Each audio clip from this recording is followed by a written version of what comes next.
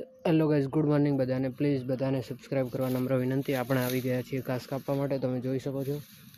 અને ગરમી પણ બહુ જ પડે છે.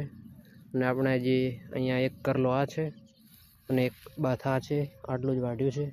પ્લીઝ ગાઈઝ સબસ્ક્રાઈબ કરવાનું રાખો. હજી આપણે 42-43 સબસ્ક્રાઈબ ઉપર અટકી ગયા છીએ, એટલે સબસ્ક્રાઈબ કરો. પછી આપણે સ્પ્લેન્ડર બાઇકને લોંગ ટ્રીપ પર લઈ જવાનું છે, તમને તો ખબર જ હશે. અને તમે ગરમી પણ જોઈ શકો છો, બહુ બધી ગરમી પણ પડી રહી છે. એટલે પ્લીઝ ગાઈઝ સબસ્ક્રાઈબ કરવાનું તો બિલકુલ ભૂલતા જ નહીં.